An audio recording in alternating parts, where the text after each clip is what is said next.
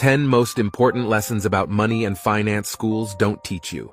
The video is a bit long because I'll share the lessons I've learned during the past 10 years. Number 1. The rich make their money work for them. You must have heard the phrase, live to work or work to live. If you work for money, your mind will start thinking like an employee. If you start thinking differently like a rich person, you will see things differently. It's not how much money you make that matters. It's how much money you keep. Number 2. Financial education is your greatest asset. The single most powerful asset we all have is our mind. If it is trained well, it can create enormous wealth. Intelligence solves problems and produces money, but money without financial intelligence is quickly lost. Number 3. Know the difference between assets and liabilities. An asset is something that puts money in your pocket, and a liability is something that takes money out of your pocket. Rich people acquire assets, shares, and property investments, and poor people add liabilities, commitments, and obligations. Number 4. Don't be controlled by emotions. Fear keeps people in this trap of working hard, earning money, working hard, earning money, and hoping that it will reduce their fear. They're scared of investing or taking a leap of faith and opening up a business. Secondly, many people are driven by the greed of wanting to get rich quickly. That's why it's important to have a plan, either a strategic property investment plan for your investments or a business plan for your business.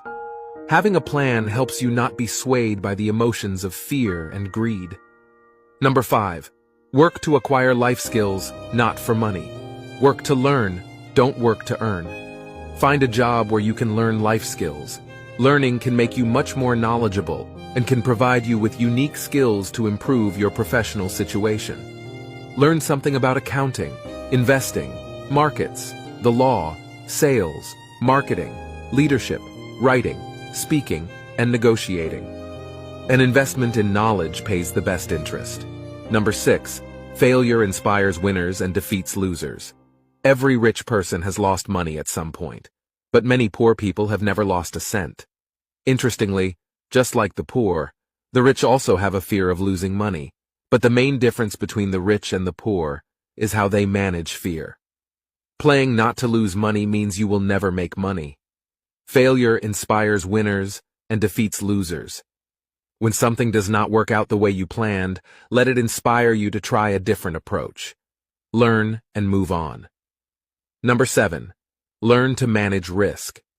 Investment is not risky. Not knowing the investment is risky. If you want to reduce the risk, then increase your knowledge. Number 8. Mind your own business. If you have a job, keep your job and start a part-time business and work it. Never leave your job until you build your own business. Don't struggle all of your life for someone else. Start your own business and grow it. Number 9. Find a reason. Everyone wants to be rich, but many of us don't want to struggle. Why do you want to earn more passive income? For many people, it's because they don't want to work all their life. They want to have control over how they spend their time. Others want to support their children financially, yet others want to give to the community or charity. Write down your why, because it will keep you motivated. If you don't have a reason, then it is difficult to stay on the path to wealth. Remember, it's not your fault if you were born poor, but it will be your fault if you die poor. Number 10. Pay yourself first.